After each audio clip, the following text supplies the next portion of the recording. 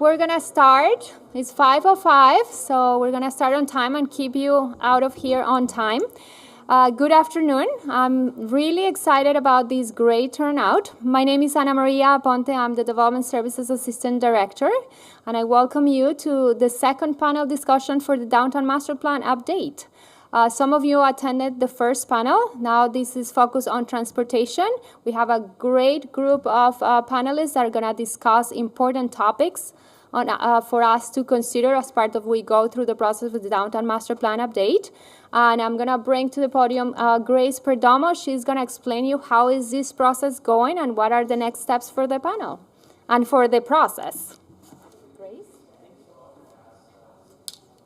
Good evening, everybody, and thank you for joining us today. I am Grace Perdomo, and I am with the firm of Siskovich Architects, who some of you may know. Ooh. We were here back in 2009 and worked on the original Downtown Master Plan and zoning recommendations, and we're very excited to be back here working with you, everyone in the community, to develop an update to the master plan and also to develop some recommendations to the zoning code. The program today will be from 5 o'clock until about 7. We won't keep you longer than that. We have an exciting panel to discuss transportation and mobility, and this is the second of 3 panels. We held another panel about a month ago covering economic development, and I'll share the findings of that, the discussion items of that particular panel. If I can see by a show of hands, who attended Visioning Panel 1? Okay, good. Well, welcome back, and I'm glad you've brought your friends with you. We'll cover several portions. The agenda today, I'm just going to do a very brief introduction to where we are in our process, what the timeline and schedule looks like, and then I'm going to turn it over to my colleague Frank Domingo with Stantec, who's going to introduce a panel of 4 transportation and mobility experts that will share with you your insights about their work in transportation and mobility, and also how it may impact the work that we're doing here today with the downtown update. The firms that are part of our team include Lambert Advisory, who you may have met during panel 1. Paul Lambert, we've worked with on many of our master planning projects, and he is covering market trends and conditions economic assessment. We also have on our team Scape Landscape Architects, who will be covering public realm open space, which I know is a very hot topic of discussion everywhere we go. We also have Jerome Barth with Town Square, who worked on Bryant Park in New York. He's going to be speaking to you during the next panel in June about public realm, public space, and programming and activation. We also have Stantec Frank Domingo covering transportation and mobility, who's the moderator for today's event. And Andrea Troutman with Pinder Troutman Consulting is joining us today, local traffic consultant. If I can see a raise of hands, thank you, Andrea. And we have S.A. Nelson and Associates, and the team, Shauna Smith and others are here.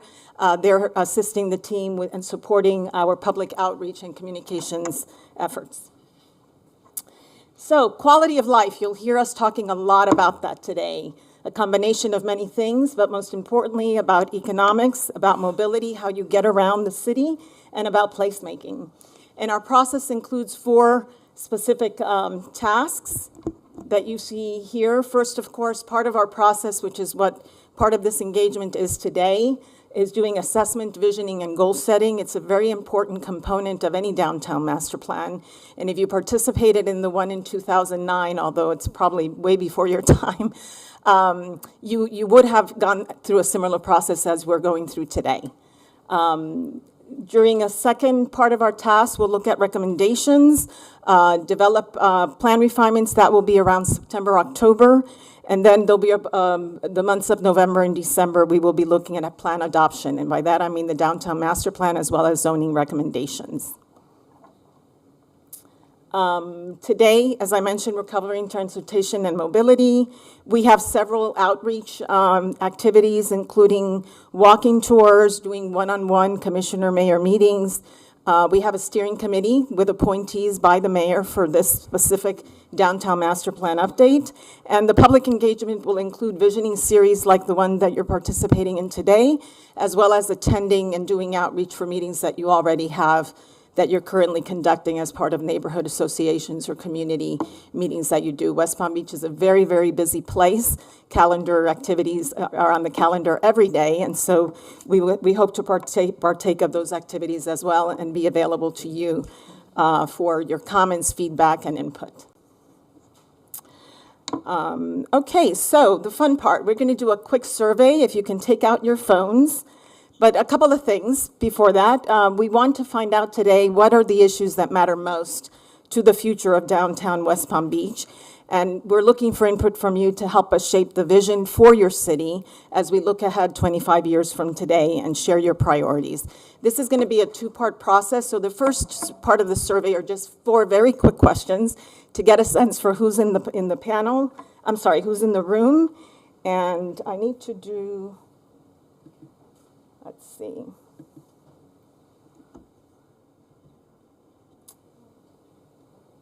Okay, present.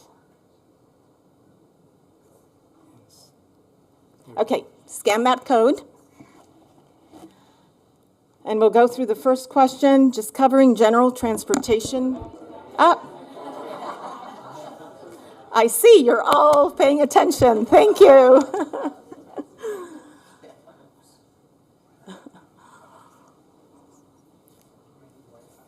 Okay, good. Ooh. I think you can get, it's free. There's free Wi-Fi. If you go to settings, you can pick the city Wi-Fi. You're probably going to have to accept it. And okay, good. Okay, first question, again, 1 of 4. Do you live or work in the downtown area? And you have 4 choices. If you live, you work, or if you're a visitor, or live and work, both. We'd like to, again, get a feel for who's in the audience today. Yes, so the downtown area covers from the water to the east to the water to the west, and north it's Palm Beach Boulevard, and to the south it's Okeechobee Boulevard. It kind of jogs a little bit to the south, but that covers the entire downtown area. South is Palm Beach Lakes, okay. Ooh, you can advance to the question. You can also go to the code on the top of the website. So I don't have, okay, so we have a lot of residents that both live and work here, more people that work here, and a few visitors, so.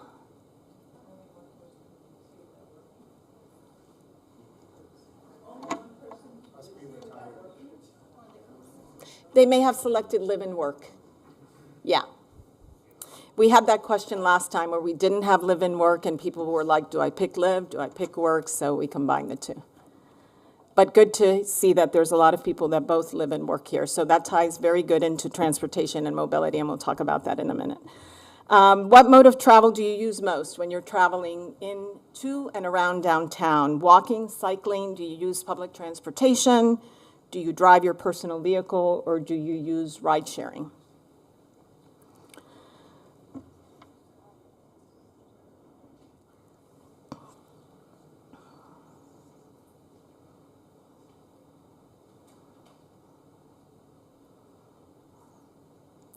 So downtown is about 2 miles across. The size of downtown is about a 2-mile square, 2-mile radius. And we had a lot of folks that live and work here, but it also looks like you're driving to work or back to where you live. We have a large number, as you see on the screen, but also a lot of walkers. That's good to see. Okay, the third of 4 questions. What are the main challenges that you face when traveling within downtown? You can, by the way, you can take this survey. I know some of you may not have been able to log on. This survey is posted online through the city's website, so please access it through the city's website and also tell your friends to participate in it. You can select all that apply here. what you feel are some of the challenges that we have downtown when it comes to traveling within downtown or getting around in downtown.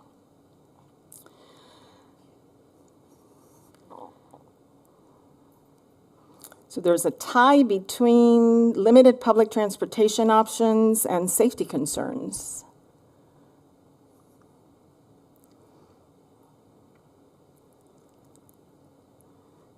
But limited bike lanes seems there are a lot of interest in bike lanes. And traffic congestion, of course, top of mind. But lack of parking, low. Okay.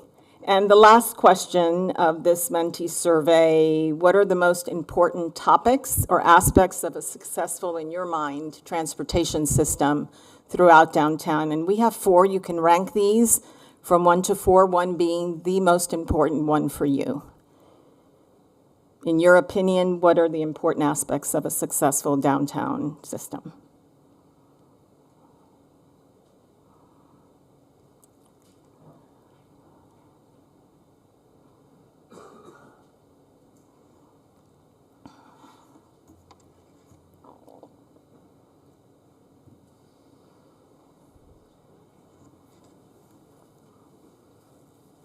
$25, $27. I think there's more people here than that.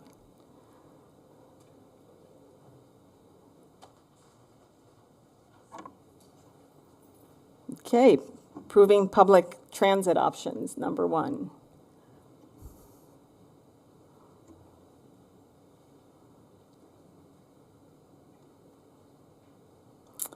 Okay, thank you very much for your feedback. That's very important, again, for our team. And now I'm going to go back to the slide presentation.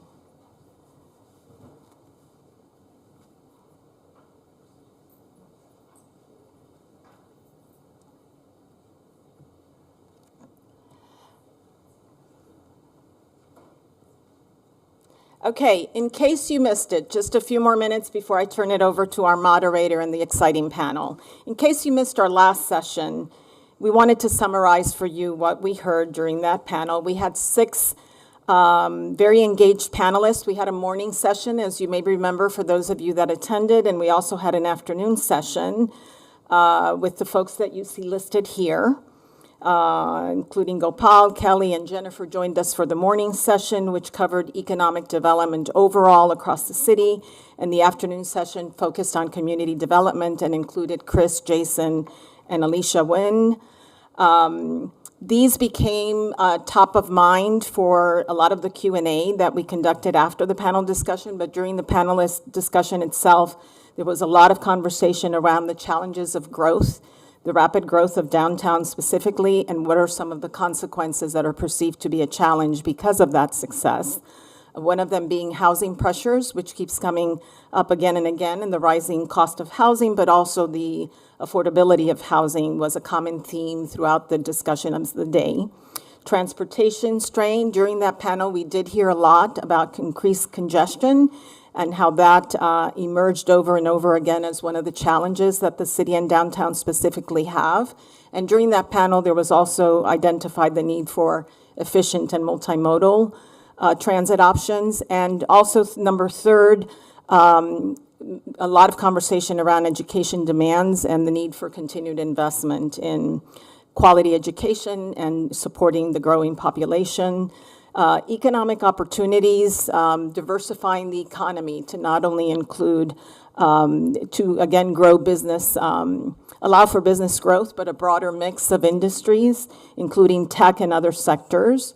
Other economic opportunities, investing in infrastructure was perceived as a need, as well as the need to expand programs and investments, and also to consider what growth looks like within a framework that is inclusive and that allows for lower and moderate income families that live downtown to be able to benefit from the economic growth of the city. I just wanted to quickly show the following 2 maps to tee in the next conversation. This summarizes all the transportation and mobility planning that the city and the county have both been engaged over the past few years. In color, we've identified, for example, and some of you may know about these studies already, the long-range transportation plan that is led by Valerie Nielsen and the TPA has a series of planned and proposed transportation improvements throughout, including what's called light rail or bus rapid transit systems, studies that are ongoing for that particular 2050 vision for the city.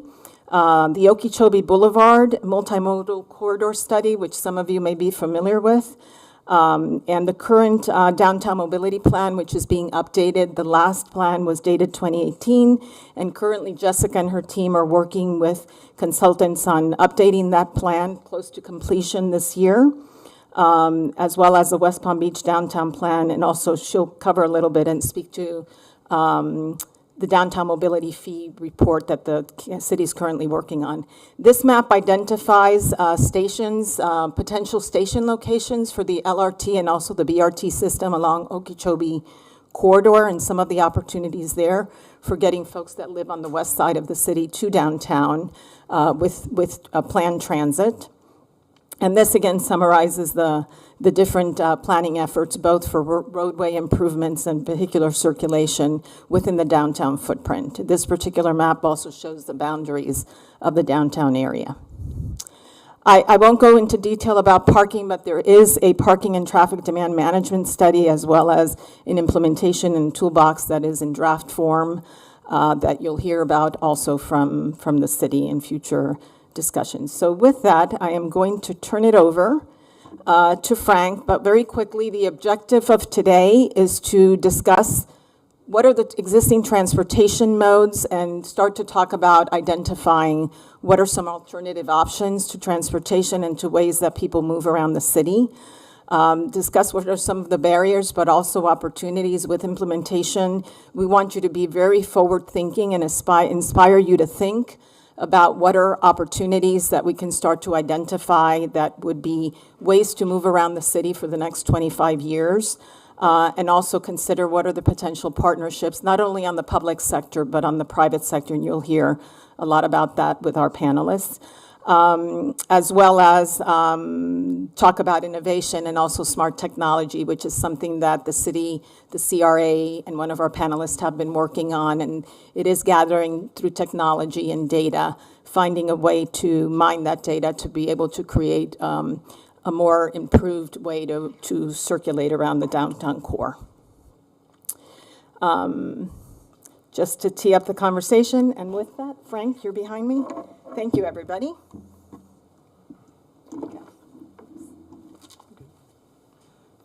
That's your water. Yeah, thanks. I wrote my name on my water, so you, just in case. Good evening. It's nice to see a really nice turnout. Welcome. Actually, I'd like to ask our panelists just to, actually, if you can come up and sit in the order that you see up here. And while they're getting up there, I am going to tell you a little bit about me. My name is Frank Domingo. I work with Stanton Consulting Services. I worked in government for 18 years, both state and local government. But I've also been a consultant for 20. So I've done a lot of conventional type transportation things, but eventually I like to think that I evolved into the Smarter Mobility Lead, that title that the company has graced me with. I'm going to start off with a short introduction of each one of the panelists, starting at the end with Jonathan Hopkins. Set your timers 5 minutes. I'll do. Jonathan Hopkins, I'm the head of WPB Go, which is a public-private partnership focused on improving mobility and access to downtown West Palm Beach. Has some prior history leading Commute Seattle, working at Uber, Lime, and Brightline. So I've worked in almost every mode of shared mobility, and it's a pleasure to work on these problems with these people. Okay, Federico? Yeah, hi everyone, I'm Federico Messa, and I'm an architect, and I work for Systematica, which is a transport planning and mobility planning company. we are based in Italy and New York, so I don't have any direct experience in West Palm Beach, and I studied before coming here, but I'm very happy to share my thoughts and another point of view of transportation. So thanks a lot for the invite. Okay, Jason? Good evening, everyone. I'm Jason Hallstrom. I'm a professor at Florida Atlantic University. I direct Florida Atlantic Sensing Institute, and I'm the chief research officer for the Center for Smart Streetscapes, which is a national initiative focused on the future of smart cities, headquartered in West Palm Beach, Harlem, New York, and New Brunswick, New Jersey. So really a pleasure to be here. Thanks very much.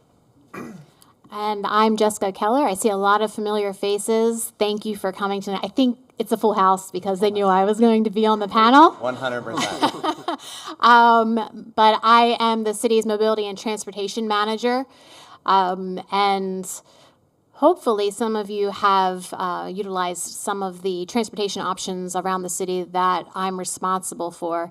And I just wanted to say that I am really excited to be on this panel with Jonathan tonight. I've been dying to debate you on some topics. So, but at any rate, thank you for coming.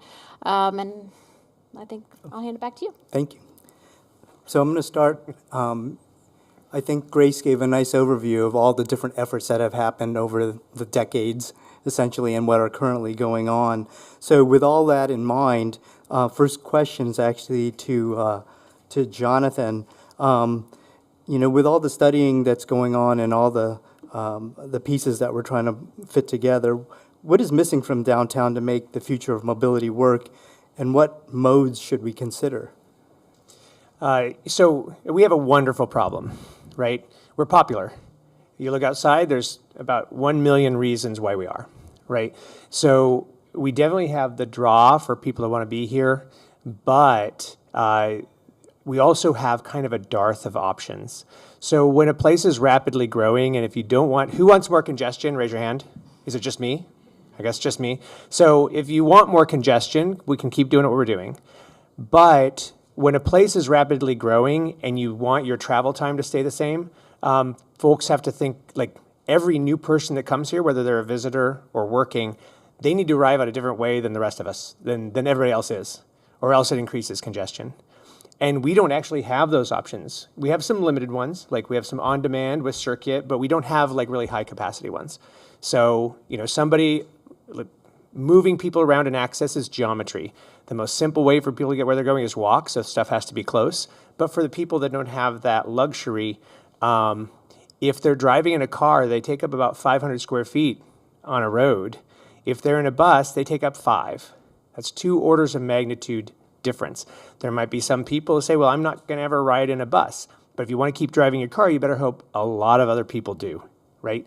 And especially given the affordability challenges we have here, finding ways to bring people in a variety of modes to the places they need to access easily is really critical for us to be able to continue to have the services and quality of life that we want to have, and for our kids and grandkids to be able to afford to live here. And I might not have asked, but like we need a bunch of different modes that are more proximate to downtown. We put the bus terminal where the buses go and the train where it's mostly grass fields around it, right? Good transit and good mobility options deliver you to where you actually want to go with ease. If we put it way far away, then people won't use it. And so then it's not, then you spend a lot of money on it, but it doesn't actually serve a lot of people. That's exactly, the wrong answer. So we need to sew things together a lot more closely and bring people that are arriving at Tri-Rail, the bus terminal, into downtown with ease. We have the start of some of those things, but we need to improve it a lot. And, thanks, Jonathan. I mean, a lot of them, we talk about multimodalism, right? And the other question is, how do you pay for a multimodal system? And so the next question comes, Jessica says, I want this question. Mobility fees, will they help? And if they're going to help, how? I thought we were going to save that for the grand finale, but I'm ready for it right now. Mobility fees are really going to change transportation for the city of West Palm Beach. The numbers that we have right now, that over the past 20 years, developers have paid a mobility fee, but they've paid it to the county, and that figure is upwards of $50 million. And that $50 million isn't spent on transportation infrastructure here in the city of West Palm Beach. It's spent other places. So we are going to be passing legislation will be first reading, an ordinance for a mobility fee, and we will be collecting the mobility fee and building the projects here in the city of West Palm Beach. That is huge. We have $97 million of capacity improvements identified over the next 5 years to support the growth for the city of West Palm Beach. And those mobility fees that we collect from developments that are happening here will help build those projects. Otherwise, that money would be spent somewhere else.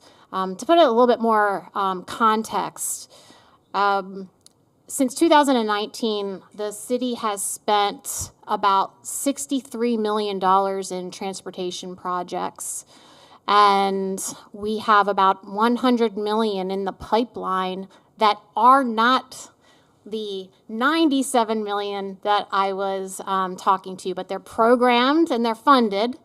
But the capacity improvements that we've identified in our downtown mobility plan and having a funding source is amazing. And when we're talking about increasing the capacity of our roadways, we are talking about all modes of transportation. And we have some bike lanes here in West Palm Beach, but they are not functioning the way that we would like them to, so that people are actually using them. And part of the infrastructure that we've identified is making those bike lanes safer, and by making them safer, they are protected from drivers. So I could go on and on about mobility fees. You should have saved it for last. But yes, it is going to be a huge change for the city to be able to fund these mobility projects. And you can ask you have 15 minutes of question and answer, and I will answer any of your questions about mobility fees. And Jessica proving that she has no problem hitting a curveball. So appreciate that.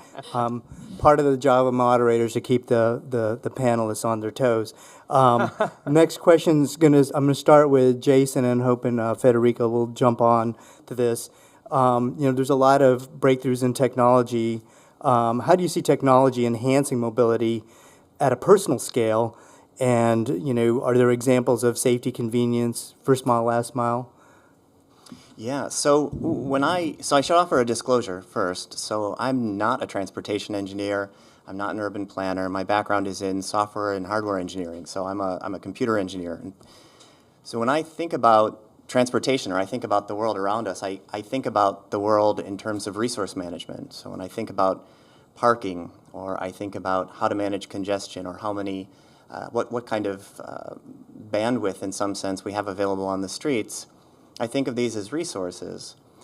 And the fundamental lesson of economics is that we make the best decisions about how to allocate those resources and price those resources when we have excellent information about those resources.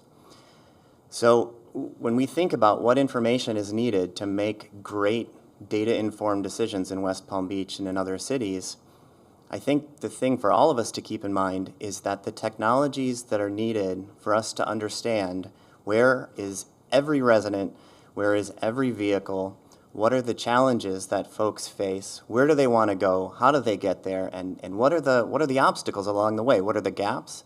Those technologies exist today. Now, when you sort of imagine what that world looks like, you imagine all kinds of sensors in the public space, and that can make folks very nervous. It certainly makes me quite nervous. But we can use those technologies in ways that do not invade personal privacy, that don't collect any information about individuals at all, and still understand in an individualized way how every single person in the city moves throughout the space and the challenges that they face. I think that's an incredible opportunity. In terms of safety, I'll give just one or two examples. So the city and a number of groups within the city are in the process of creating something called a digital twin, which you may have heard about in the popular press. The idea behind a digital twin is that you can have a computational model, a 3D model of what's happening in the world. And the thing that's so exciting about that, you imagine you have a sort of a digital mirror, right? It's like if you're a Harry Potter fan, it's the Marauders map. So you're looking down and you see in real time what's happening within the city through this 3D kind of fake lens. But what's so powerful is that it allows you to forecast into the future at short time scales, so 5 seconds forward. So why is that so powerful? If you have the ability in real time to forecast what happens 5 seconds from now, that prevents accidents. When you connect that to vehicles, it allows vehicles to see what's behind corners because the infrastructure itself is intelligent and can forecast ahead.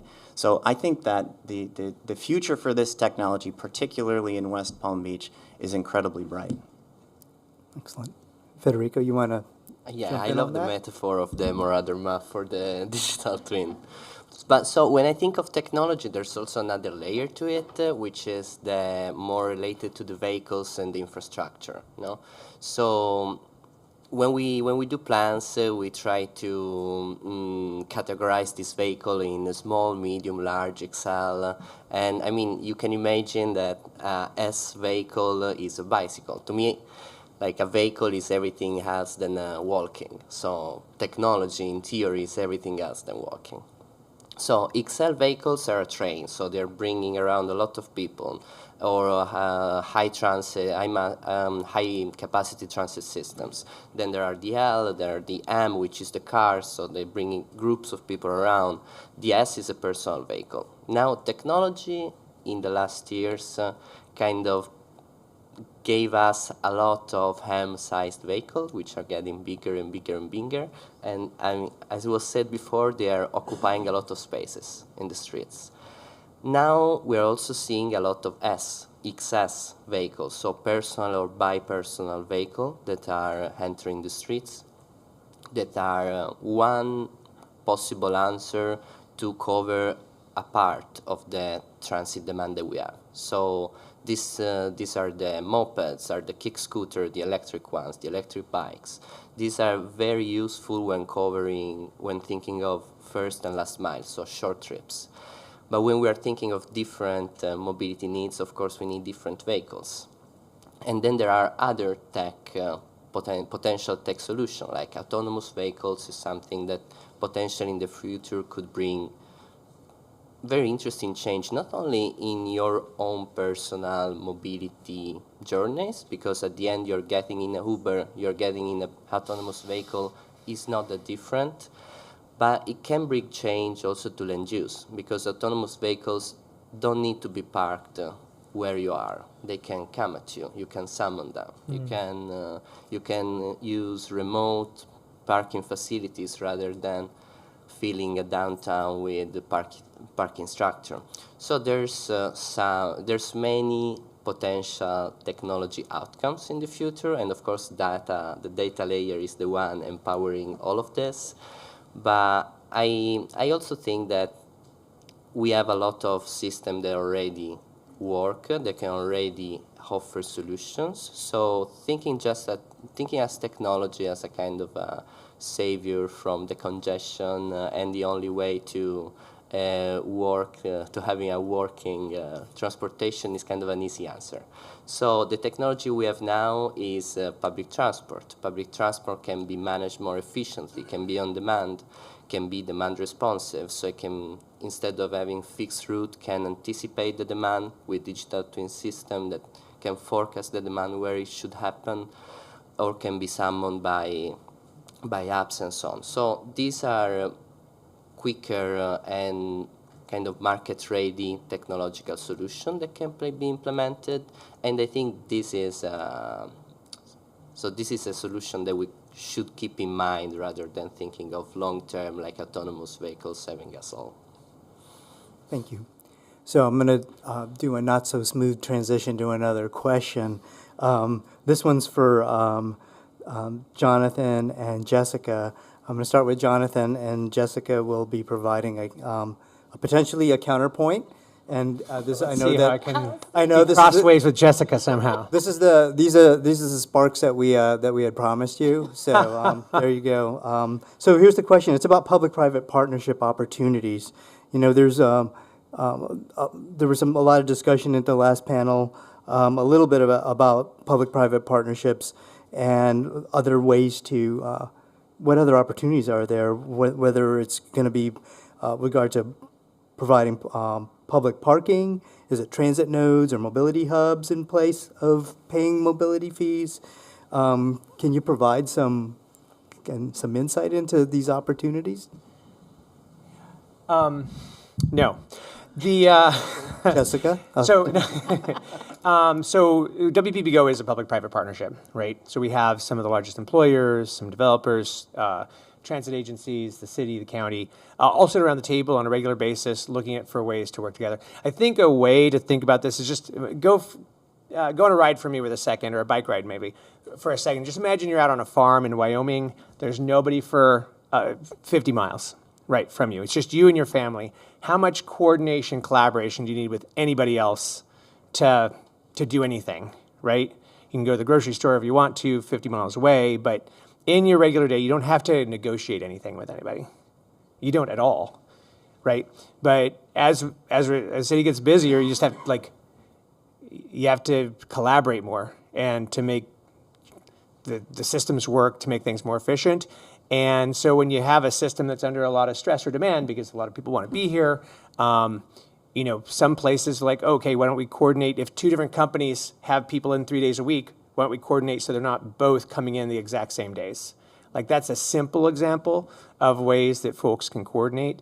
In the case of WPB Go, some of the things we do is like programming to help on behalf of the employers, educate their employees on different options that they have available to them, and different technology they can use to access those options to reduce their cost of living. Owning a car in Florida costs over $12,000 a year. The average income in Palm Beach County is around $70,000. If family can go from 3 cars to 2, that's like a 20% pay boost. There's a bunch of different ways where this impacts people in a real way. So as our city gets bigger, it just requires more collaboration, and we can't draw hard lines between the public and private sector. It requires everybody working together on things like maybe where you store AV vehicles. Jessica. Jonathan and I are not going to disagree on this matter, so I'm sorry. You're going to have to find another question for us to disagree on. But I've been doing this for almost 30 years, and I've worked, I'm originally from Baltimore. I've worked further south in municipalities down south, and coming here has been nothing short of dreamy when we talk about public-private partnerships. The amount of support coming from the private sector in order to support mobility in the city of West Palm Beach is incomprehensible. I could never have imagined 5 years ago coming from, let's just say, a city in Miami-Dade County, where the development community and others, we have worked together to find solutions. And one of the mobility coalition that Jonathan leads is amazing. To have so many people around the table working toward a common cause, but also working, I think, a great example of something that we have operating downtown right now is the autonomous vehicle. If you haven't seen it, go check it out. It's City Place. What are we calling it today? City Place. Okay.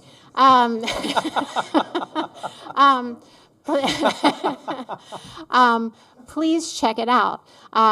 That's an example of the private sector bringing an innovation to the city, and many partners working together to bring it to life in a fairly short period of time. Private sector can do things much faster than we can here in the public sector. And the relationships here are just fantastic, and a lot of it, you deserve a lot of that credit. It's everybody. Yeah. Yep. So that wasn't the hug that I was expecting, but that's all right. I'm gonna transition to another question for Federico. It has to do with accessibility and connectivity. What are your keys? What do you think the keys are to accessibility, and what opportunities are there for connectivity?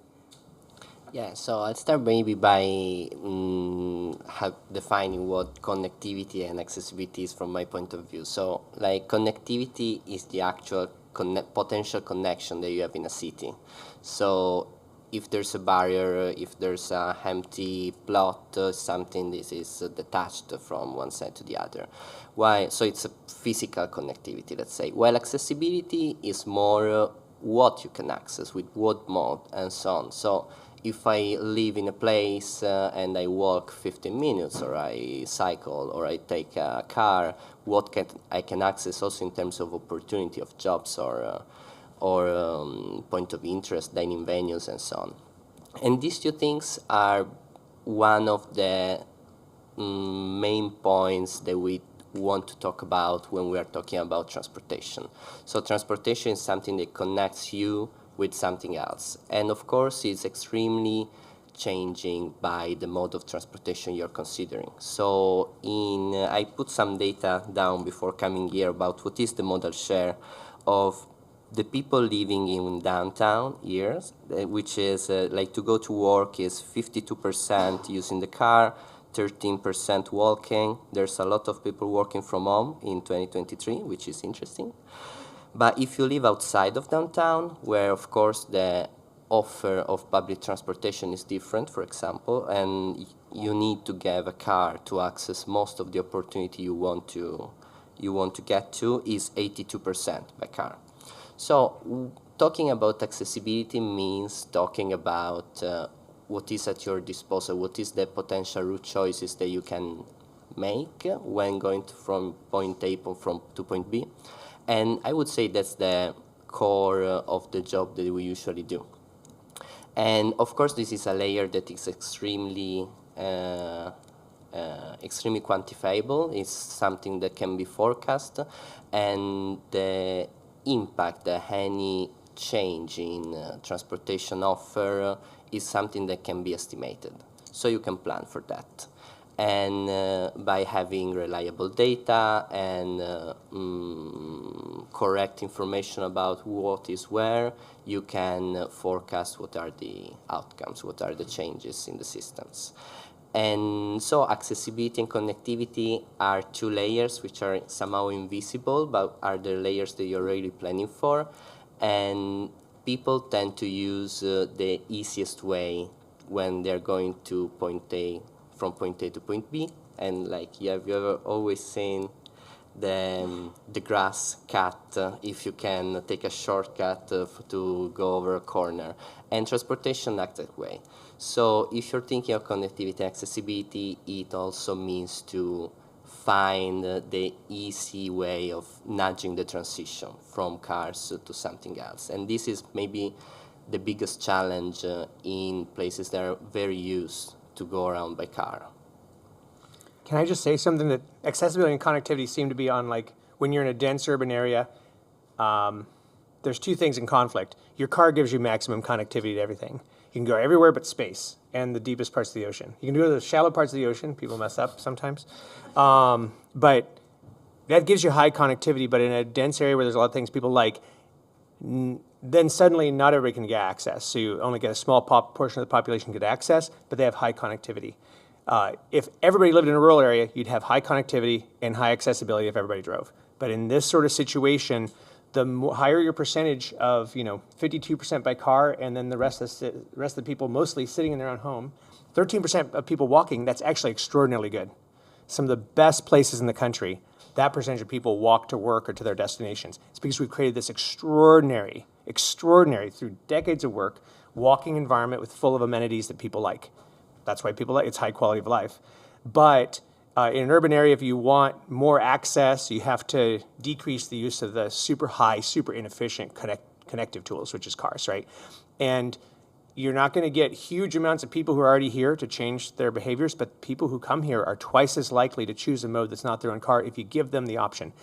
We don't have that option in most cases, unless you live south of here or live in Orlando and you want to take the Bright Line, or if you live at a Tri-Rail stop, or if you live close enough on like one bus line or two. And then you can have okay access, and then a lot of those leave you off way outside any distance anybody's going to walk on a summer day. So we haven't yet solved, like, increased the accessibility to the level that we have to in order to make it so everybody, no matter their income, can get to their job. And guess what? You know, people love it here, so more people will come. So that's really the challenge of this plan, is how do you dial that up so that we can meet the challenges of the next 30 years? Thank you. So I'm going to ask the last question, and this is my question. Bernard has always described me as having a quirky sense of humor. My wife chimed in and said something along the lines of, "Oh, you're a weirdo. That's what you are." And you know what? I am, and I embrace that, right? So I'm gonna start with actually, Jonathan. I know you just had you need a breather, but I'm still going to ask you the question, and this is for everybody on the panel. What have you discovered to be the 3 basic truths of successful mobility in downtowns? I've written 3 different things down. The number one thing you can do is build stuff close. If somebody switches from driving to walking, their change in happiness is equivalent to falling in love for the first time. Who likes falling in love? Raise your hand. At least 3 people in the audience like falling in love. Don't know about the rest of you. This is a callous place. But it's equivalent to that. If you drive more than 45 minutes a day, you are 40% more likely to get divorced in the first 5 years of that than if you live closer. The choices we make with our infrastructure, which is boring as heck for most of us, has real quality of life implications. Build stuff close. 2, give people options. In most of our county, there's one option. It's the least affordable one, and it's the least accessible. Like, you can't fit enough people here if more people are coming, right? So give people options. It means multiple options, right? How many grocery stores can you go to? Multiple, right? How many choices you have to get around? Probably 1, right? The buses, 64% of the buses come every 60 minutes. If you have to make a transfer, your trip is an hour and a half to 2 hours. Some people can do that because they have no other choice. Most people in this room are not going to do that. That brings me to my 3rd thing, is if you want more people to be able to access your beautiful buildings, beautiful restaurants, beautiful hotels, then you have to make the most spatially efficient choices the most desirable. A high-frequency bus line can move 5 lanes of car traffic. A lane of autonomous cars, in the current context, moves 1 lane of car traffic. The autonomous vehicles, if it's shaped like a car that we sit in now, it's not going to save us, even though it feels great, right? Go sit in an air-conditioned autonomous car and it does whatever you want it to do, except for it doesn't go any faster because the traffic's ahead of it, right? So you have to make, if you want more people to have access, you have to make it good enough that people who have choices, not the people who have no choices, the people who have choices will choose to do it. A BRT line carries 5 to 6 lanes of car traffic. That's all of Okeechobee in 2 lanes if the bus comes every 5 minutes and stops once a mile and it goes faster than the cars, frankly. A train, a light rail train, most of our county is not ready for a light rail train. There's not the densities for it. But a light rail train carries the equivalent of 20-lane freeway, right? I mean, nobody loves the freeway. You just love getting to the place that the freeway takes you, right? So if you have another way of getting there, and then the last thing, quality of life, the number one, like we all love, who likes quality of life? You're in Florida, everybody, right? To me, the number one priority in quality of life is live, right? We have very dangerous roads. The least safe place in the Western world to drive or to be a roadway user is Colombia, the least safe country. We are less safe than in Colombia here. We send the population of Belgrade to the hospital in our county every single year, the population of St. Petersburg in our state every single year to the hospital with serious injuries. Buses are 60 times safer. Professional driver drives the speed limit. Trains 30 times safer than cars. Like, all of these are related back to quality of life, access to your jobs, access to your family, ability to see grandma on the weekends. They're not sexy in of themselves, but high quality of life is. So make things closer, give people options, and make the most spatially efficient options more desirable than basically space hoarding, right? So those are my 3. Okay. Federico? Sorry. No. Sorry. And I always have said, never follow a child or animal act. And sorry which about am I? that, but you just followed a child animal act. So sorry about that, panel. Go ahead, Federico. So my three are probably more about mobility planning than actual mobility. So the first one is mobility is a habit, and thus it can be changed. So we are all, like mobility is extremely entrenched in our routine. We spend a lot of time moving around with different modes for different reasons.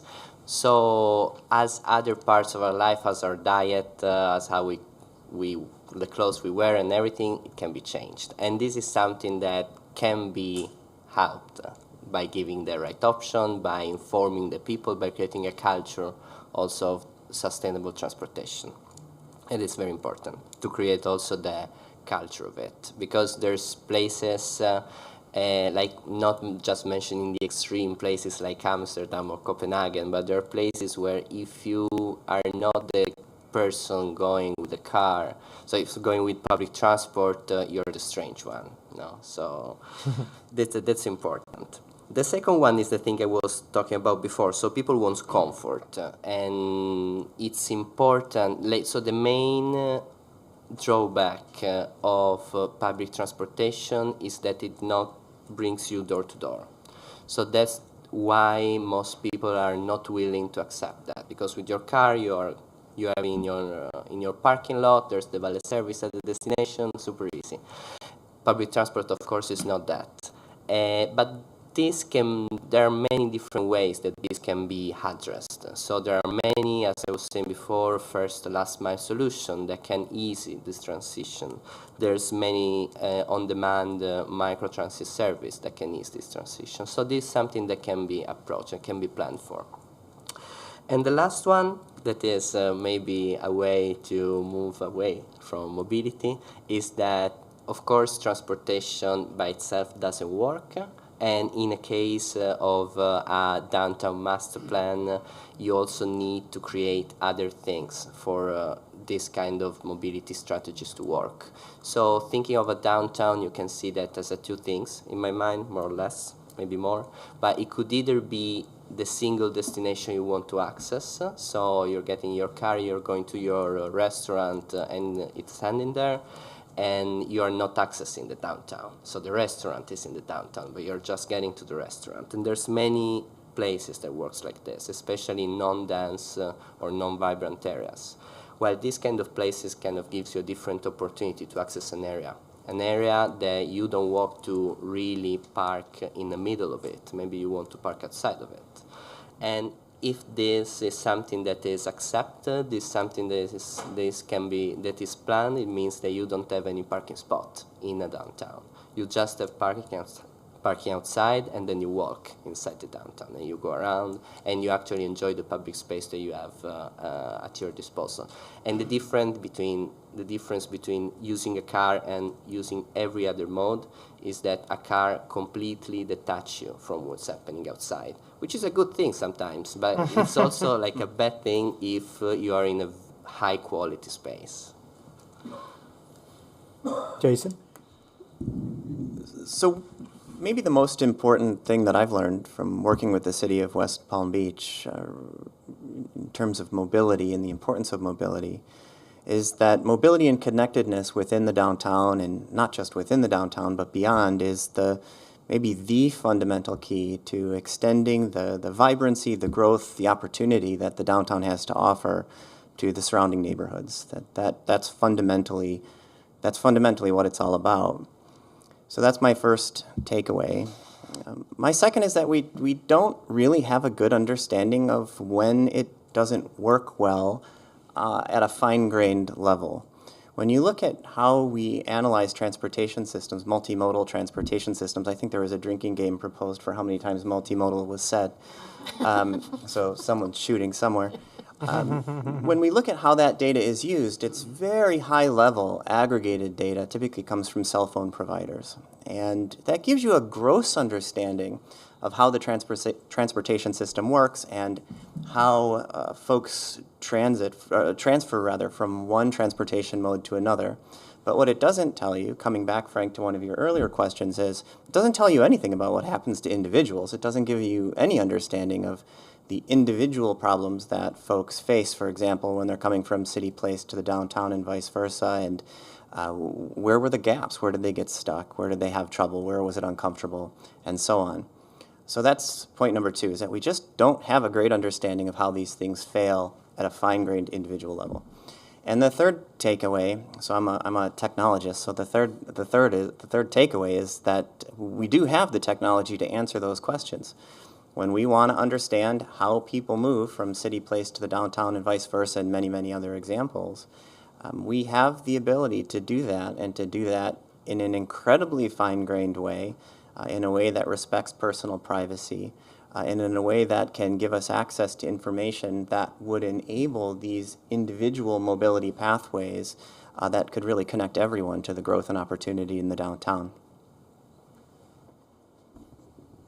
Jessica's going to say I totally disagree with that. No, I'm not. I'm going to take it easy on you.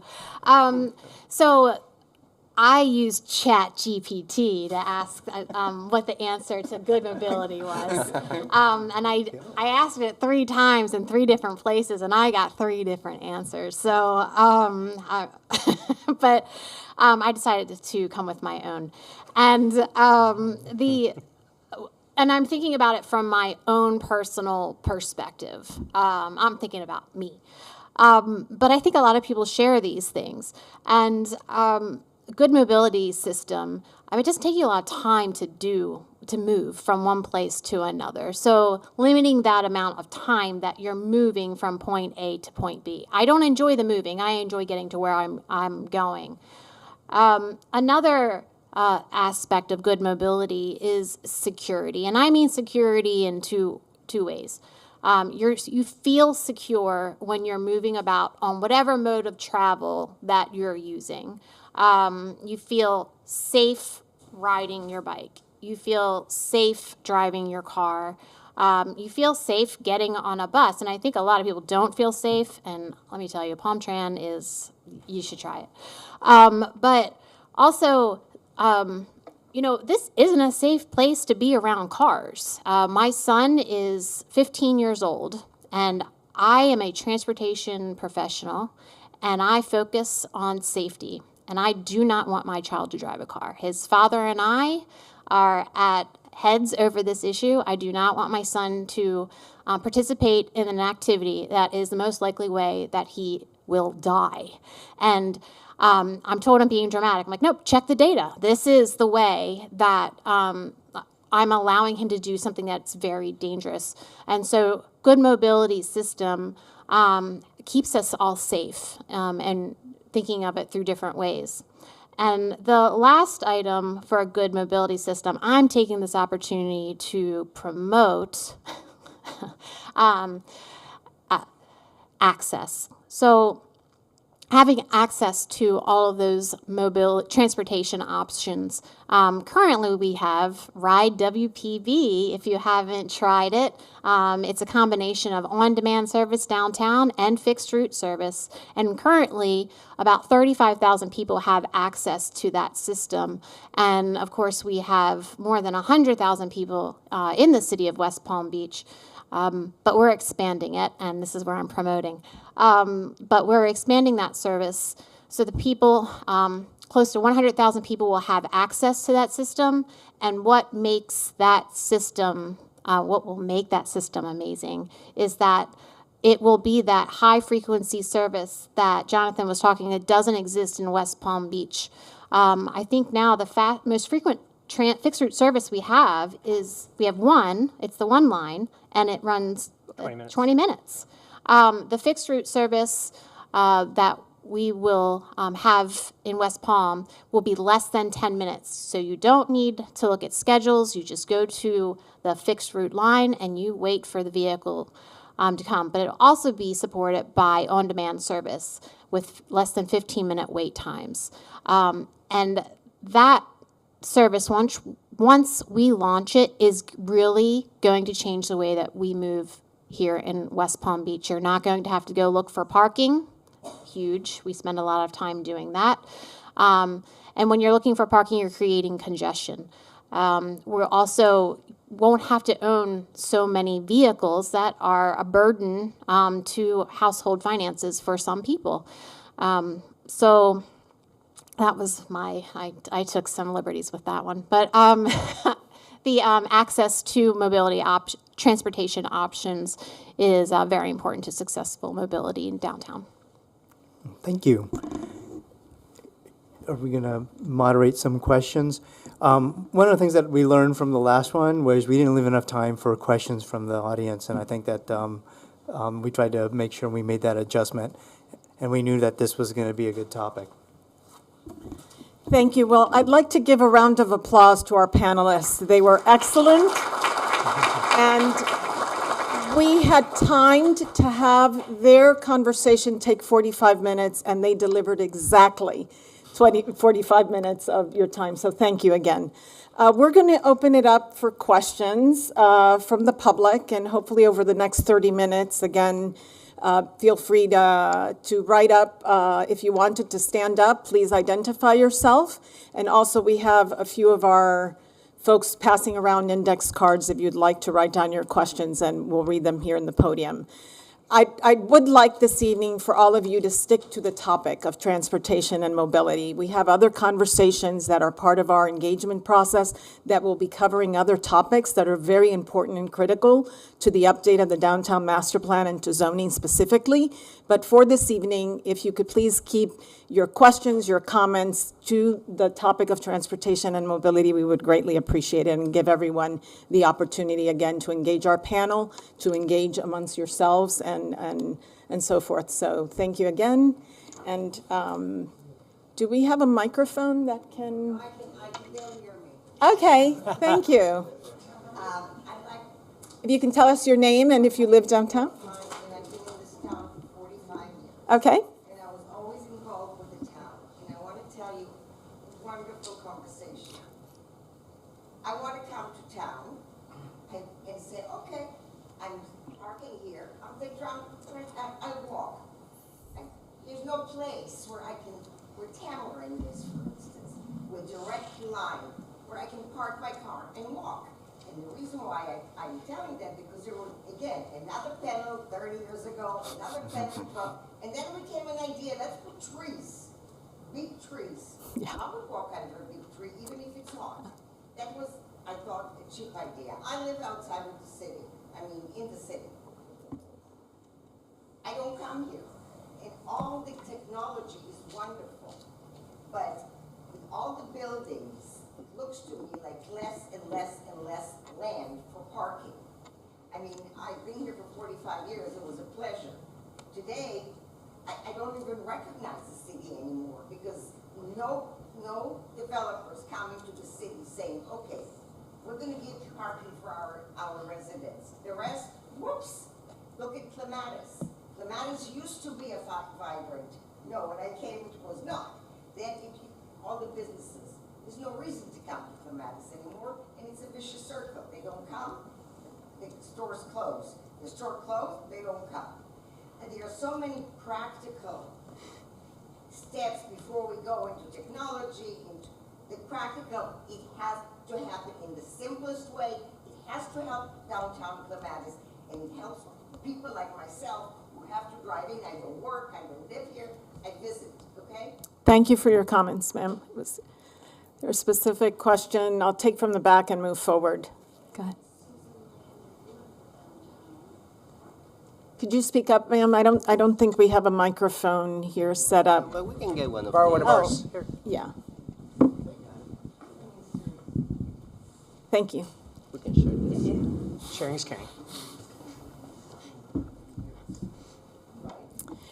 My name is And Susan please be, Landry. everyone, please be brief, and I again, live take downtown, advantage of your and panelists today for I want to questions. say that I agree with her about the trees. We need more shade trees. I can't walk anywhere either because it's just too darned hot. I don't know why we don't plant more shade trees. But what I want to say today is we have two low-cost systems of transportation downtown. We have the blue vans, I don't know what they're called anymore, on the fixed route. They're always empty because they don't go anywhere we want to go. I need to go to the grocery store often, but I don't want to go all the way to Banyan and all the way to the train station to get to the grocery store. The other thing is we have that, I think they're called Circuit, where you can send for them. There's no GPS. I send for them probably, let's just say I send once a week. They never come. They first say they're going to be 16 minutes, and they say 3 minutes, and they say 4 minutes, and they say 15 minutes. I'll wait 45 minutes, and they don't come. Why don't we have GPS systems on the blue vans that go around in a circle where no one wants to go, and the circuits? It seems so simple to me, and the trees, of course. Thank you. Jessica? Yes, please. That's a question for Jessica. Susan, I'm Jessica Keller. You and I have exchanged many emails, so it's very nice to see you. So it's a bit. Wait, what did I miss? I know. She said, is it? Oh, no. She sends great emails.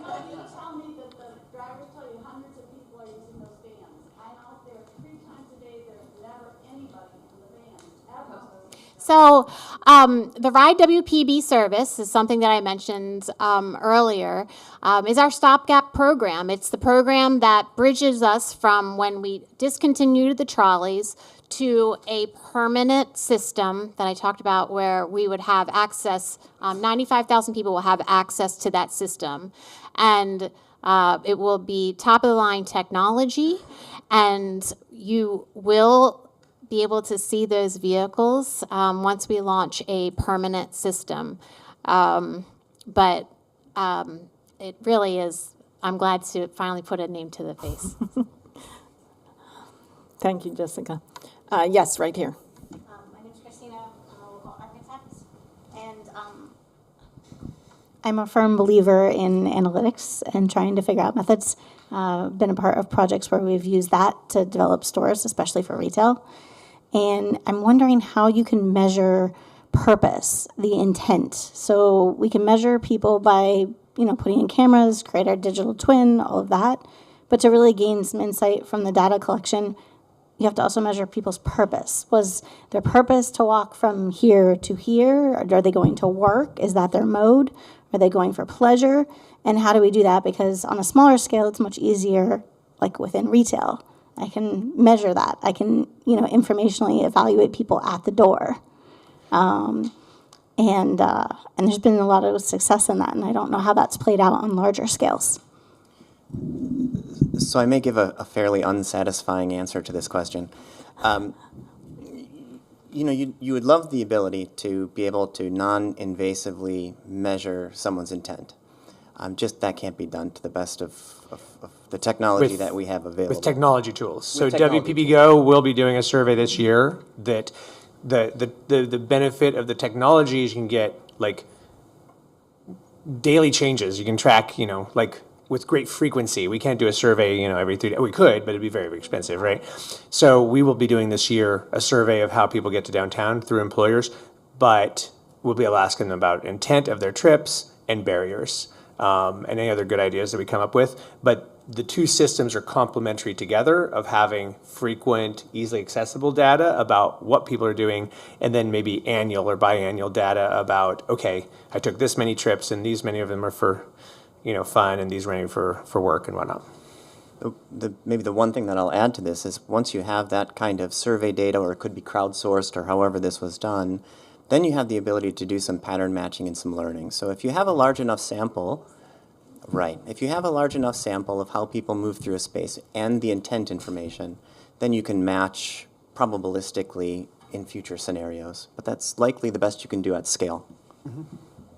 Sorry, I think it would also be entirely different in a city like this, that, like you said, is so spectacular and such a great space as compared to like a functional space. 100%.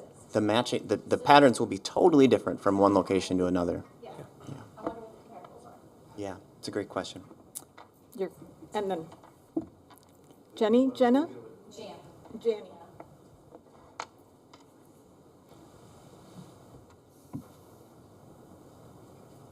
Thank you. Hi. Hi, my name is Janny Matheson-Gerds. I live downtown in Esplanade Grand. And I am wondering, I love everything that you guys are talking about. I feel like there's a lot of low-hanging fruit that we could take advantage of kind of immediately. And I don't know if you guys have any plans of doing that. Those are things like timing the lights or having them on demand, because when you sit there and the light doesn't change and there's nobody going the other way, you know, it's just causing traffic jams sometimes. Things like bike racks at destinations where people want to go. If you go to Publix, there isn't a bike rack there for you to tie up to. Something as simple as that might make it easier for people to go, because otherwise you've got to find, you know, I don't know, something to hook your bike to. Transportation to the airport from downtown would be one way that you could get people to try out these different new modes of transportation that they may not use downtown at first. But if you had a regular, you know, van that went to the airport that people could use, I really think you would get a lot of people to use that. I think using the alleys for their original purpose. Right now, we're building in our alleys, which I think is not only dumb, but dangerous. And so, you know, they were built originally for garbage collection and deliveries. And right now, we've got trucks parked on Olive because we've blocked off the alleyways. And when we have events downtown and there's gridlock, alleyways would provide access for emergency vehicles if we need it. So I think we need to stop building in our alleyways. And then this is the first city I've lived in. Actually, I was born and raised here, but I've lived in a lot of other cities where developers have to present a traffic plan when they come before the city asking for their development to be approved. And for some reason, I don't think we do that. And I think that is something we need to institute, put that onus on them, and you know, because everyone else does it because it's time intensive and it's costly, and the city already has a lot going on. So if they can do it, then that's just part of their cost of doing business. Are those things that we could do? Can I take 3 of these and then Yes, you take go 3 of ahead. these? And want also, you- we have Anna Ponte in the back with the city if we want to, go ahead. I want you to talk about the time savings with signals, because you threw out a great statistic a couple weeks ago, and I've been wanting to repeat it. Traffic lights are mostly controlled by the county. To revise them, like they are on set timers. They had some system long ago where they were able to do a few of the signals more dynamically, but they really can't do it anymore, I guess the takeaway, because of the technology that's there. There is a thing called smart signals that can speed people's travel time 25, 28, 29, 30%. That most of those savings are going to be in areas where the traffic isn't high and you just get a red light for the reason you noted. There's no reason. If it's pure gridlock, the smart signal is not going to save you, right?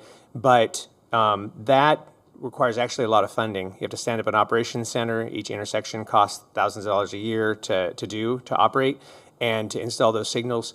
To fund that would probably require some sort of transportation surtax or some other funding source that we don't currently have. Is it a good solution? 100% yes. Any plan, if there was ever a future county funding measure, this would be one of the top 3 things that's on the list. Okeechobee. On Okeechobee, there's a pilot for some of these, but then, you know, the real system effects happen when you have like the whole network. And then for airport, by the end of the 2030s, Broward County and Miami-Dade County will both have connections to the airport. That too, actually getting a frequent service there probably requires additional transportation funding. There's currently a bus that runs every 2 hours. Nobody's gonna wait 2 hours at the airport to ride a bus. And then the last thing, Jessica or somebody else could talk a little bit more about that, but developments and traffic plans. Some of the cities, they've experienced the most growth. The way traffic plans work here is you predict the amount of traffic you're going to have, you build enough a garage for it, and voila, you know, you're there. And there's some other funding components, on mobility fees or impact fees. Some cities or places that have the highest growth, I think the way that we do those traffic plans are essentially like if the city had a government interest in regulating buffets, they don't, but let's say they do because they're worried about people becoming overweight. They could say you're going to only have 2 types of food because if you add more good food, then people are going to eat more calories. The ways that some cities approach this, they put a limit on calories, like normal people do, right?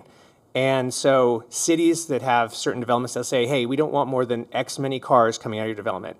And then you do programming to make sure that that's the case, and you survey every 2 years. And if you don't meet your cap, then they tell you you have to do more. You have to spend more money. It ends up causing the developers, the local residents, and the city to be all on the same side of the ball, fighting to make sure we don't create extra congestion, because guess what? A an office space in downtown West Palm Beach has a lot less driving than an office space at the corner of Jog and Military Road. But the county statistics, for some measurements, would treat those the same. We shouldn't. And the best practice is to work together, set a limit, and then work together to meet it. Working together instead of working at cross purposes with questionable numbers sometimes. Any developers in the room? I did not say that. I mean, they might not be questionable numbers, but people will question them. So. You missed bike racks. No, I'm Oh, kidding. no, and then Jessica, They are required by code for development, so that's something that is within the zoning code, and there's a relationship between the number of bike racks and parking right now, and we're actually looking at a change to that requirement, because if you end up with less parking, you end up with less bike racks, and that's not really the intent or what you want to do when you have new development. So, Just to address the review, I want to leave that open-ended, that the city does review. The traffic impact. No, we review this. The traffic study is submitted by the developer. Yes, that's that's correct. Yes, there is. I'm assuming when you're saying a traffic plan, you mean a traffic impact study. Someone could say a traffic plan is the plan for when during construction. You're talking about what the projected transportation impact will be. The city of West Palm Beach does require a traffic impact study, like other cities, and we do review them. And one of my many roles is how we work with the applicants. You touched on this a little bit, and managing that transportation demand. So if a applicant comes into the city, and I'm making numbers up, 1 million trips. They say they're going to create 1 million new trips. We work with them to identify ways to reduce those numbers. So we are doing it. But yes, some people, they question it, what the accuracy or what the outcomes are. thank you, Jessica. I live in downtown West Palm Beach. I noticed three new office towers coming up related to traffic impact. We've got those 3 towers that we are going to open in 26. We have the new, I think it's one Flagler. We have Jeff Green's project just north of here. Have you assessed the impact number of vehicles? And that's not to mention the residential buildings and other office projects in the works. Yes, and that's why we're here tonight, because we recognize that all of this is happening around us, and we also recognize that we cannot fit everybody in their own personal vehicle to move around this city. That would not be good mobility.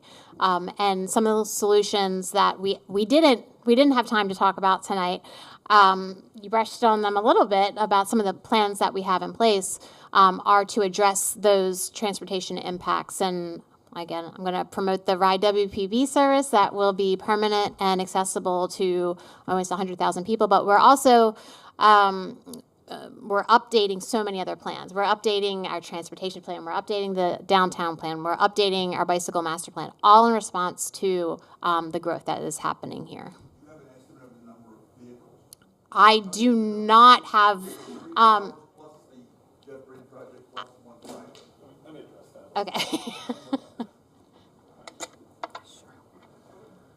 Hi, Armando Fon, Assistant City Administrator. So, as Jessica, I think, mentioned before, we are updating the city's downtown mobility plan, which does speak to the projects that will be done and the number of trips.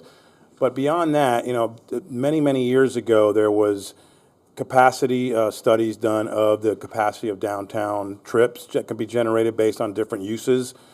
And as much as it may feel painful at 5 o'clock in the afternoon, we're still way under the capacity that on a lot of the roads that could be held. So the idea behind the density that is being produced is so that it really does reduce the trips, because you have folks who are living, working, and playing in the downtown area, in a dense area. And Jonathan mentioned about there's things that we can't even do because we're not dense enough that would help.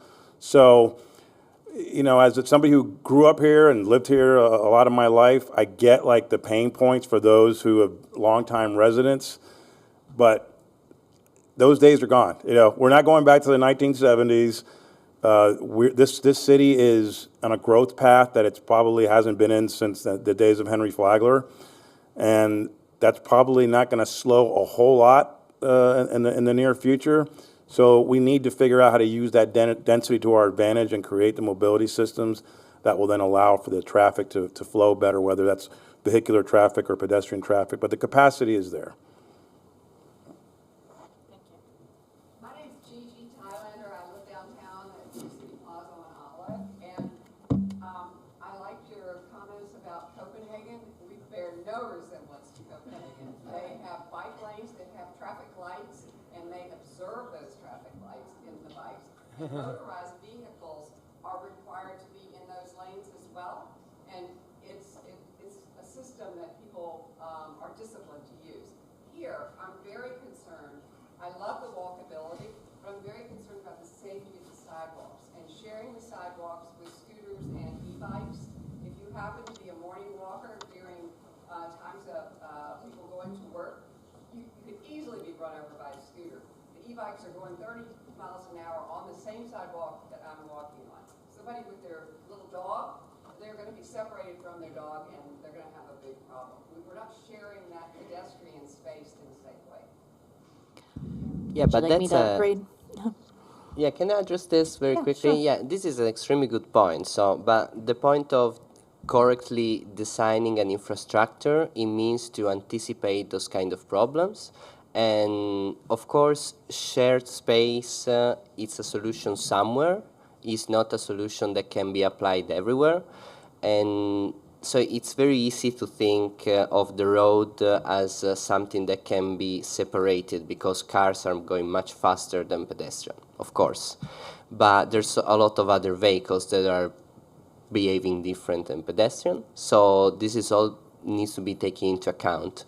What we've been doing recently as a planning tool is to introduce the user experience of the mobility at the center of the planning, meaning that we try to anticipate this kind of problem on extremely personal need level, and this also relates to the needs of shading. So, of course, you want to feel safe, to have a thermal comfort, you need to be in an attractive place. You don't want to be in a place that you don't find attractive. So these are all things that should be designed and planned for to anticipate for these problems. Thank you, Federico. Do you have something to add? Or you're good? No, yeah. Can I just throw in one thing? I think I forget your name, ma'am, but I think Gigi, I think you bring up some really good points. And while this is not possible everywhere, statistically, having scooters and bikes in the sidewalk, unless you're in some suburban area like where there's nobody walking on the sidewalk, that might be a different thing. Separating those modes is the best practice. National data shows that if you put in a protected bike lane, sharrows don't have any impact on safety. But if you put in a protected bike lane, a lot of times motorists get mad at that because they're used to having that lane and they feel that was taken from them. But the data shows that if you have a protected bike lane, drivers die 44% less, and drivers get injured 50% less. Why? Because they're driving the speed limit. Pedestrians get injured and die 50% less because drivers are driving the speed limit and nobody is going 25 miles an hour where a pedestrian is going 3 miles an hour. So being able to separate people by their speed of use is best practice. A lane for people going 15, a lane for people going 3, and then the car lanes for people going 25, 35, or 45. But that is absolute. And the numbers actually, some of the cities were like, saw 70% savings, others saw like 38% savings. But I think you bring up a really good point. Not possible on every corridor, but if we really want safety for people of all ages, then we create safe corridors for them to do the mode that they choose to do. And then you'll find more people not in a car causing congestion too. Is a nice side effect. Shelley, and here benchmarking, I'm also, we're helping the city of Jacksonville, so I'm here to see that you guys are well ahead of what we need to do. Okay. My comment has to do with, obviously, everything today is about foundational, what we have to do to build the city to get it going. But I also urge the team, as tight as time and money and people are, to be working on innovation and beautification at the same time to build your pipeline. So once the foundation is set, you're ready. Now, what do I mean by innovation? Always new revenue ideas. E-car charging stations. I'm from Chicago. I don't really see any here. They might be here, but I don't. They're very visible and exciting, and it shows innovation. Water taxis. Venice, Italy, your homeland. I mean, Ritz-Carlton's up the street. What if you want to come down here, and can you get on a water taxi, and can we charge revenue for that? In terms of beautification, there's a wonderful French company called JC which is they beautify bus stops in the world. They're absolutely gorgeous.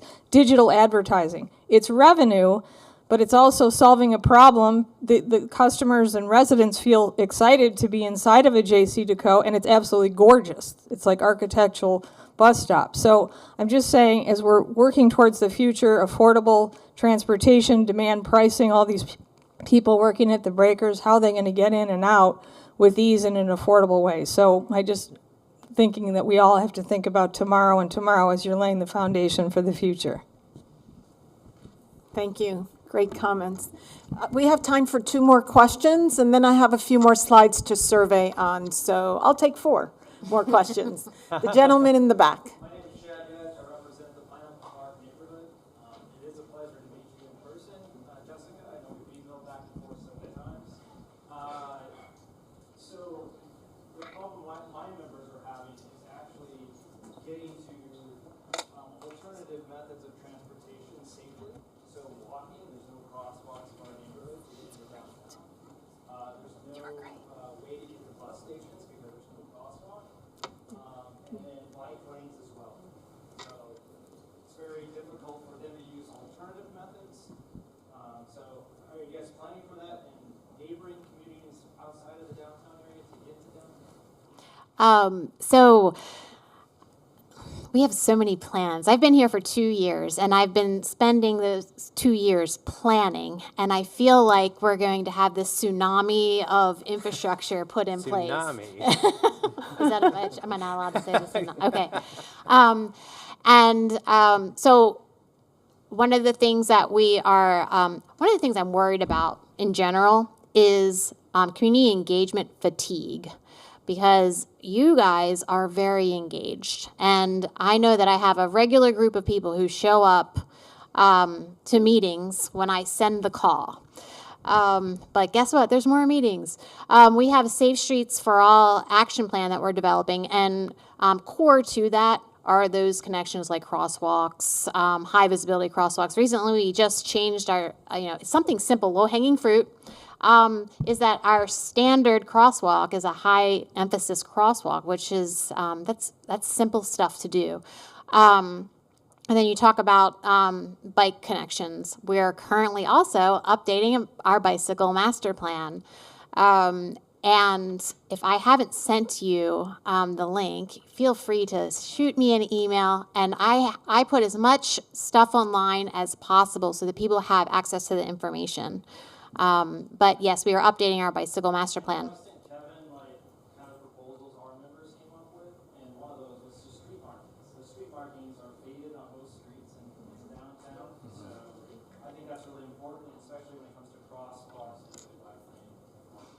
One of the things I wanted to also add related to the bicycle infrastructure, you've touched on this, is that one of the core things of the bicycle master plan, what we're looking to do is create a low stress network.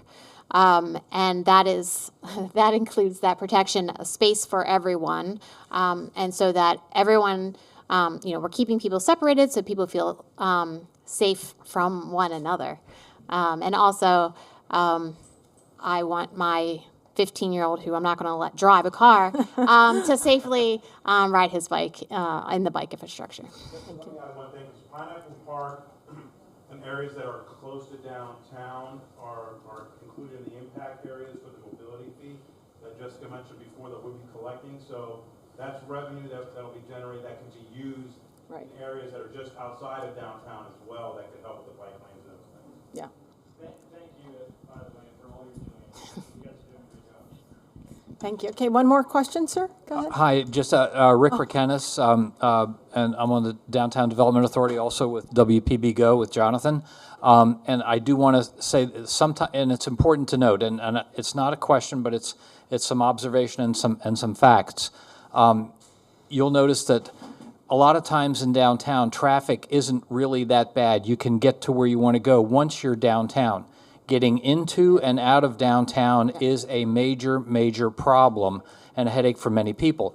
Now, recently, about 6 months ago, the town of Palm Beach voted to join and put money into WPB Go. Why, you may ask, right? All that traffic coming in from the western communities through downtown, out of that 42,000 cars per day in the morning are going through West Palm Beach to Palm Beach. It's the hotel workers, it's the accountants, it's the housekeepers, it's the dog walkers, it's the attorneys, it's the real estate agents.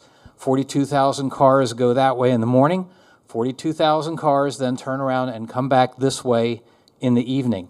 And that is a huge percentage, it's a huge cause, in addition to train signals going down and all, for all of the backups, which then have reverberating effects throughout the rest of downtown as people are trying to get to where they're trying to go. So the town of Palm Beach has joined WPB Go. They want a solution for this. They want to work with us, and they're bringing resources to help this, because not only is this our problem, it's their problem too on the island, number one. Number two, there are other low-hanging fruit, and easy victory solutions that we're trying to go for. The smart signals is really one of them. You combine smart signals together with some of this other stuff that we're doing with the town and WPB Go, you could start seeing some impacts here pretty soon. But it is, like I say, sometimes when people close the intersection of A1A and Southern Boulevard, that's out of our control, but it has reverberating impacts throughout the whole town. So sometimes you have to react to things that are not in your control, but work creatively. Those are just my comments. Thank you, sir. Time for one more question. This gentleman has been waiting patiently, and then I do need to get to our survey questions before we break. So I appreciate so much your input. Excellent. Thank you. Is it on? Yes. Yes. Oh, good evening. Thank you for a great discussion. My name is Rick Gonzalez. I'm an architect and business owner, and I own residential here in downtown. I've been here for 40 years. So I walk a lot. We have a great downtown. It's 10 blocks wide by 20 blocks, 25 blocks north-south, and we're surrounded by beautiful water. So the breezes are really good. You can walk the city, especially the last 10 years. There's been great improvements because there's been a lot of shade that's been added, which is critical, right? You go to Italy, or I like to go to South America, and you're always looking for shade, or there's arcades, or there's canopies. So simple, quick fixes. Let's keep doing more shade. Let's get simple fix. Fix the crosswalks, fix the buildings, and add more trees like you've been adding along Quadrille on the south part of downtown. 100 years ago, we had a streetcar. Our city was started. It was a great little downtown. I'm a historian too. And the neighborhoods to the south and to the north, people would go and hop on, hop off. And then you'd walk 5 blocks of width maybe, because we're very linear, 1 block to the water, 4 or 5 blocks to the west, and that's how people came to work, Maybe think of something similar like that. We used to have a trolley system.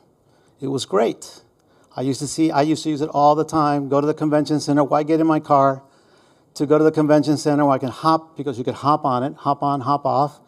And then it was great because it was an equalizer. Poor people were on it, families were on it. They'd go to City Place, or I see them go to the fountain, get off at the fountain, go and enjoy the fountain.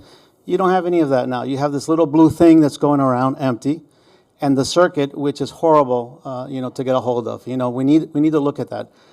Our city is north-south, and it's a natural barrier with Okeechobee there, right? So I don't know how you guys solve that. But the rapid bus system is another thing that needs to be looked at, that you've started to look at in the city, right? You're looking at all the way to Wellington. And maybe get the convention center garage as a place where people can park and then use other ways of getting around. Palm Beach County built that thing, and it doesn't get used. It gets used, very little, How do we do the connectivity for our downtown core, the rest of our city, and then the region, And last but not least, how about expanding downtown north and south to Curry Park, which is going to get a tremendous redo, and south to the Norton? Is that something that you might consider looking at, as a way to, improve our circulation and our connectivity in our city? That's my question. Thank you. Thank you so much for your comments. Okay, everyone, please take out your phones again very quickly. We're sure to wrap it up by 7 o'clock. Thank you again to our panelists, and thank you so much for your input and feedback. It's incredibly valuable to our team to hear from you today. So actually, I need IT here, so sorry, because the code is not on this slide. Who's here? Okay, you can join online with the code that's at the top.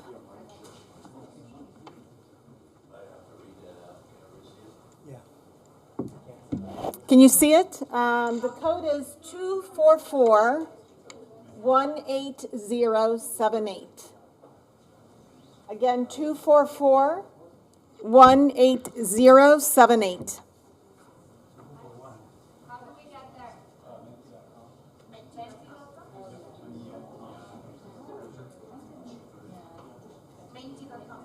Use menti.com. Do they text the code or?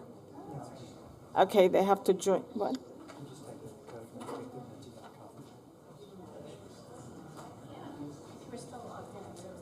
You were still logged in. Okay.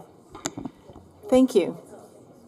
Okay, let's go to question 1 of 10. Don't leave. Integrating technologies. This is about into downtown's transportation system. Please rate it. Is it something you consider to be very important, somewhat important, not important? I'm sure Jason is going to want to see your responses, as well as Federico. So, again, the importance of integrating technology into transportation systems and planning.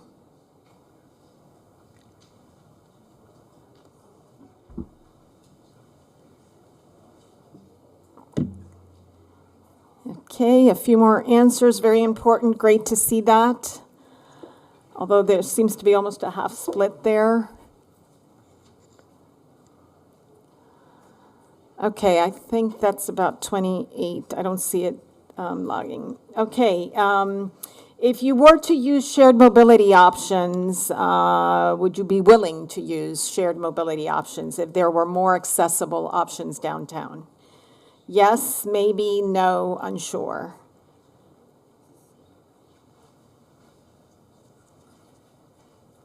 Again, this is about shared mobility options. We've heard the word mobility a few times this evening, but and that being electric bikes, scooters, and car sharing services are 3 of many options of shared mobility. Okay, we're at 28, so that's a good split. 20 ranking definitely. How do you feel about expanding ride-sharing services? We heard a few questions tied to that this evening, but positive impact on downtown transportation, again, expanding ride-sharing services. Maybe no, I prefer personal vehicles. So almost 50-50 between yes, positive impact because it creates less congestion, and second, a little bit lower maybe, and depending on availability. Okay, we're at 30 respondents. Let's talk about parking and mobility. We heard a lot about parking a few days ago. How would you rate the current availability of parking in downtown West Palm Beach? Very adequate, somewhat, or not? I don't need parking downtown. So, well, no.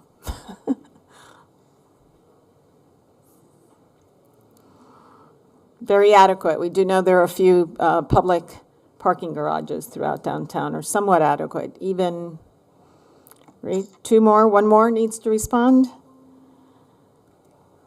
Okay, the next question, I think this is number 5 of 10. Would you support policies that prioritize reducing parking spaces in favor of a more pedestrian and bike-friendly downtown? Yes, no, unsure. It looks like the majority would support policies that reduce parking. That's good to see.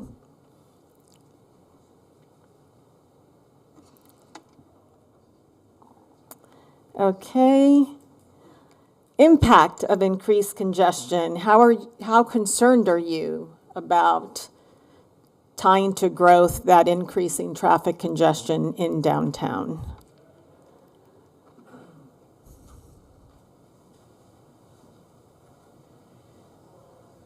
Or just traffic congestion today? How concerned are you about this? Okay. Very concerned topped. This is select all that apply this question. What measures would you support to reduce congestion downtown? And a variety of selection options here based on a lot of the conversation today. You improve public transit services by having more pedestrian-only areas is also an option to reduce congestion, expanding bike lanes, carpooling, or restricting car access to certain areas, and others making them just uniquely pedestrian and bike friendly.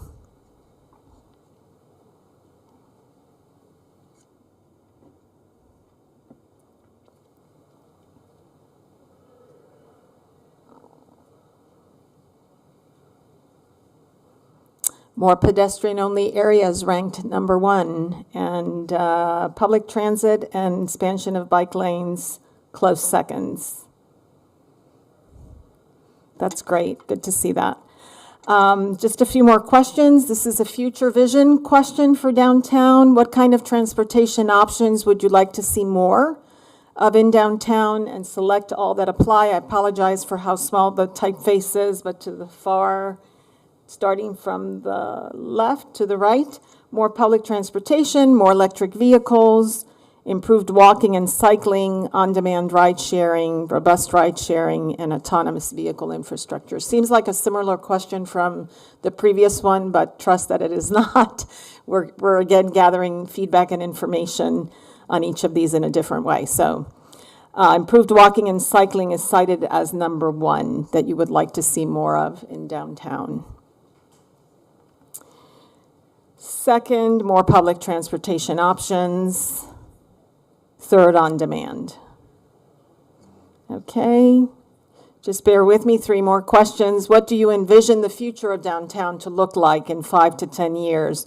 And I need you to rank from 1 to 3, 1 being the highest. Car-free, continued reliance on cars. Remember that would be your highest priority. And the third being, well, these are the different options. Again, what do you envision the future of downtown transportation to be like when you move around in downtown in 5 to 10 years?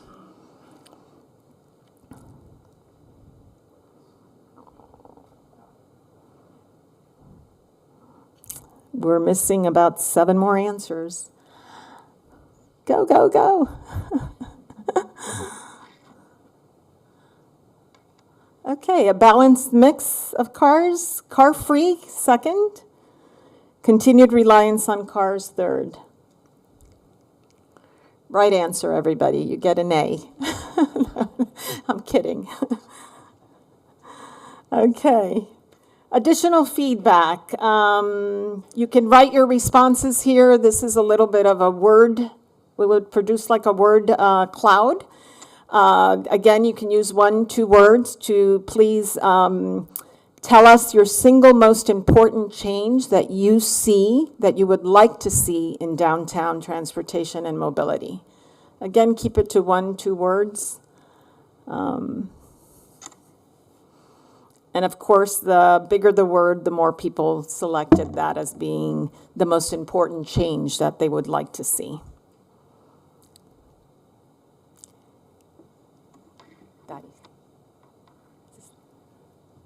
This is the last question.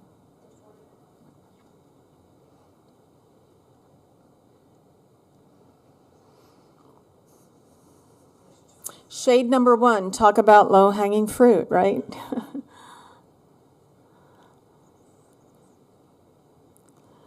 Bikes, light rail, and protected lanes come up right close to shade. And bikes. Okay, 6 more answers.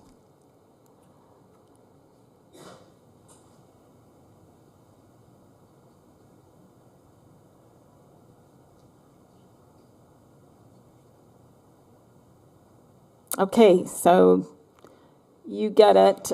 Shade number 1. Light rail number 2. Very aspirational vision future. One more question. Do you have any comments or suggestions regarding downtown transportation and mobility? Please share those with us. Thanks. Thank you. Sweet.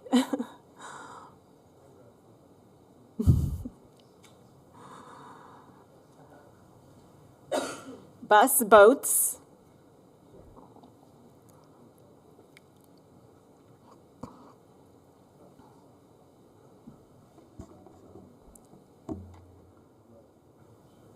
Better coordination, eliminate parking costs. That's a good one.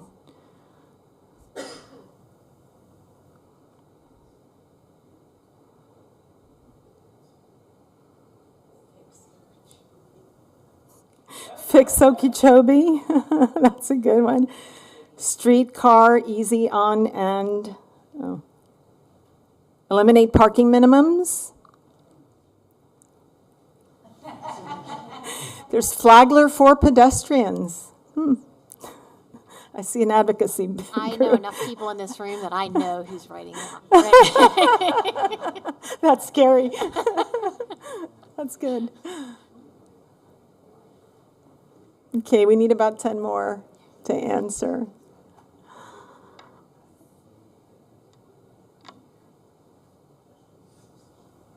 Waterway use, make it beautiful. I love that. Architectural beauty, trolley, walking culture. Good one. Moratorium on development. Keep collaborating, waterway use. Lower speed limits and need on call with GPS. Yeah, that's great. Okay, while I keep it open, just a few announcements. We have all our information posted on the city's website. There is a link that will take you directly to the Downtown Master Plan update for West Palm Beach. We will be posting the presentations. There's also a link there for the survey.